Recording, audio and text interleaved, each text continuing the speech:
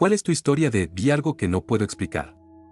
A finales de los 90, creo que en el 98. Estaba en el patio trasero de mi casa, de noche, en el sur de Illinois, mirando hacia el oeste. En el cielo ocurrió una gran explosión. No como una bomba, sino como si algo se moviera a una velocidad extrema atravesando la atmósfera. He visto cientos de estrellas fugaces, esto no era una estrella fugaz. Era enorme. Parecía que estaba justo encima de mí. Era de un rojo brillante, naranja y blanco muy intenso. No hubo ningún sonido. A principios de los años 90, había un programa en California llamado Bay Area Backroads que mostraba un pueblo minero llamado Nevada City. Yo estaba en el East Bay por la universidad y tuve un fin de semana poco común sin nada que hacer. Así que un amigo y yo manejamos hasta allí para conocer ese pintoresco pueblo durante el fin de semana. Como éramos aficionados a la historia, decidimos visitar el cementerio Pioneer, que estaba en lo alto de una colina. Estábamos observando las tumbas del siglo XIX cuando, de repente, el perro más lindo pero también más gruñón salió corriendo colina arriba desde una casa cercana, ladrando como loco. Mi amigo pensó que nos iba a morder, pero el perro pasó corriendo junto a nosotros y siguió hasta una cruz de madera sobre una tumba. Empezó a ladrar y gruñirle a algo que estaba a la altura de la cintura, justo frente a la cruz. Luego retrocedió, volvió a gruñir y después empezó a dar vueltas alrededor de un árbol como si algo lo estuviera persiguiendo. Finalmente, salió disparado del cementerio y regresó corriendo a la seguridad de su casa. Nunca llegamos a ver qué estaba persiguiendo el perro ni qué fue lo que terminó persiguiéndolo a él. Años después, me he dado cuenta de que lo inexplicable puede ocurrir así, sin más, en medio de un día soleado y alegre. Nunca sabremos qué fue lo que el perro vio y nosotros no. Estoy seguro de que esto se perderá entre tantos comentarios, pero aquí va. En la casa donde crecí, si mirabas por la puerta trasera había una pequeña extensión de terreno, como si las otras dos calles la rodearan, formando una especie de óvalo de tierra. Antes había dos casas viejas, pero fueron demolidas a finales de los 90 y el lugar quedó como un campo abierto. Una tarde saqué la basura y estaba a punto de cerrar la puerta trasera cuando, por alguna razón, miré hacia el campo. Y juro que vi lo que parecían ser las patas traseras de un perro. Al principio pensé que era un perro callejero y me quedé esperando ver la parte delantera. Nunca apareció. Mientras seguía mirando, me di cuenta de que podía ver a través de la parte trasera que estaba observando. Las patas se movían como las de un perro trotando. Me asusté tanto que cerré la puerta de un portazo tan fuerte que medio sacudió la casa, y mi mamá me preguntó qué demonios me pasaba. Nunca voy a olvidar eso. No tengo idea de qué fue lo que vi y nunca lo volví a ver. Desde entonces me mudé, pero, maldita sea. Normalmente no soy alguien que crea en ese tipo de cosas. Me considero una persona bastante racional y lógica, así que con los años he intentado darle una explicación racional en mi cabeza. Hace unos 18 años, mi hermano mayor, yo y la exprometida de mi hermano estábamos acampando en la zona de Traverse City. Era un lugar aislado, metido profundamente entre los árboles. Ya se acercaba el otoño, las hojas estaban cambiando de color y el aire por la noche era frío y nítido. Estábamos jugando juegos de bebida, riéndonos y pasándola bien. Recuerdo estar tomando una cerveza y viendo a mi hermano tocar la guitarra con el resplandor de las brasas del fuego cuando me llegó la primera oleada de olor. No era abrumador, pero el olor a perro mojado se quedó en el aire por un momento. Lo ignoré. Más o menos media hora después, decidimos irnos a dormir. Apagamos la fogata, ellos se metieron en su carpa y yo en la mía. Estuve acostado un rato, pero como había tomado algunas cervezas y ya había abierto el grifo, salí otra vez a orinar. Llevé mi linterna y caminé detrás de mi carpa hacia un árbol, en completa oscuridad. Estaba ahí apoyado contra la corteza cuando volví a oler ese aroma. Ese olor penetrante a perro mojado. Escuché el crujido de una rama. Encendí la linterna, pero la mantuve a la altura de la cintura y escuché. Se oyó otro crujido, más fuerte. Sonaba más cerca. Subí la linterna por puro reflejo y la apunté al lugar exacto.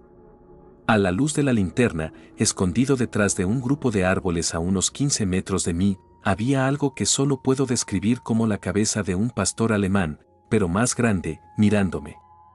Y estaba más alto del suelo que un hombre. Era de un color marrón gris oscuro. Su cabeza estaba a unos 2 o 2,5 metros del suelo, asomándose detrás de un árbol para mirarme. Sus pupilas reflejaban la luz. Parecía estar sonriendo.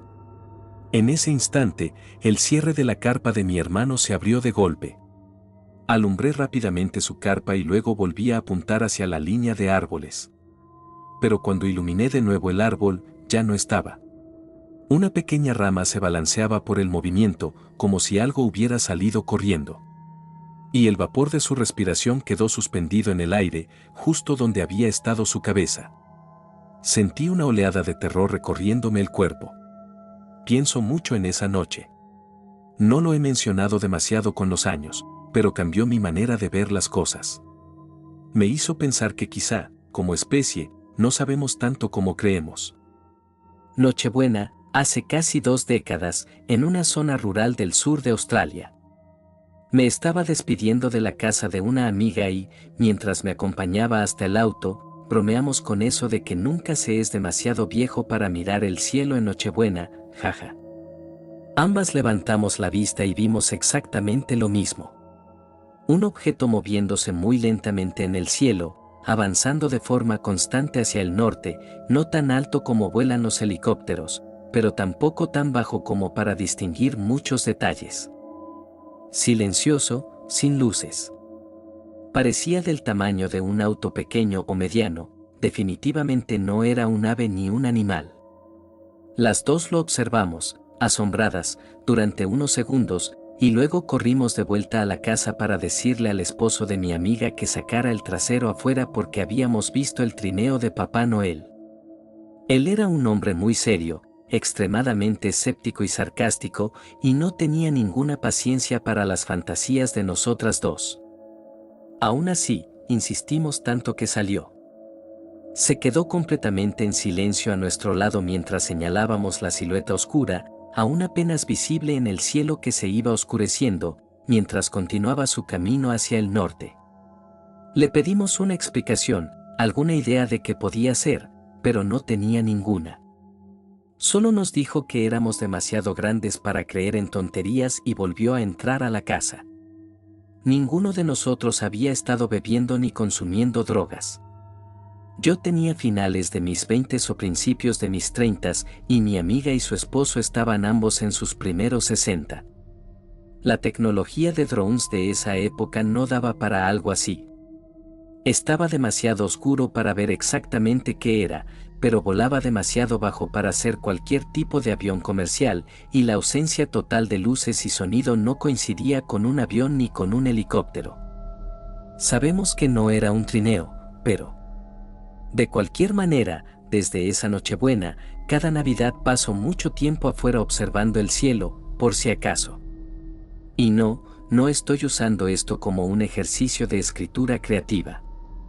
Pasó de verdad, éramos 3 personas, y nunca hemos podido adivinar qué fue exactamente lo que vimos en el cielo crepuscular aquella Nochebuena. Cuando era niño, varios familiares solían llevarme de paseo, al zoológico, museos, parques de diversiones, al cine, etc. En uno de esos paseos, mi abuelo nos llevó a los niños al cine. Estos cines antiguos databan de la época en que había espectáculos en vivo, vodevil. El viejo teatro al que nos llevó mi abuelo tenía un foso de orquesta, aunque no se había usado en décadas, ya que el vodevil había desaparecido hacía mucho tiempo. Yo iba siguiendo a mi abuelo por el área entre la primera fila de asientos y el foso de la orquesta cuando, por pura curiosidad, me asomé al foso. No había piso. Se podía ver directamente al sótano. Pero en el suelo del sótano había, bueno, ¿alguna vez has escuchado la vieja rima de Humpty Dumpty? Humpty Dumpty se sentó en un muro. Humpty Dumpty tuvo una gran caída, etc. En el suelo del sótano había un huevo gigante, del tamaño de un hombre, con una cara feliz pintada en la cáscara. Tenía brazos y piernas. Estaba boca arriba, moviendo brazos y piernas como si intentara ponerse de pie, pero no podía debido a su forma de huevo. Aparté la vista un segundo para mirar a mi abuelo y luego volví a mirar dentro del foso de la orquesta. Esta vez, la expresión pintada en su cara había cambiado. Ahora mostraba tristeza y frustración. Los ojos estaban cerrados y la boca tenía una mueca. Volví a apartar la vista por un segundo o dos y miré otra vez al foso. Esta vez ya no había ningún huevo. Solo el piso desnudo del sótano. Volví a mirar hacia otro lado, solo por unos segundos, supongo que para decirle a alguien lo que había visto, y luego miré otra vez dentro del foso. Esta vez el piso del foso de la orquesta estaba ahí. Ya no se podía ver el sótano. En el foso solo había unas pocas sillas plegables de madera. Nada más. Con el paso de los años, cuando empecé a ir solo al cine, a veces volvía a ese mismo teatro. Cada vez que lo hacía, antes de que empezara la película, iba a mirar el foso de la orquesta. Pero nunca volví a ver algo así. Solo el piso común y corriente del foso, sin las sillas plegables de madera. Ese viejo teatro ya no existe. Fue una víctima típica de la expansión del video casero y la televisión por cable.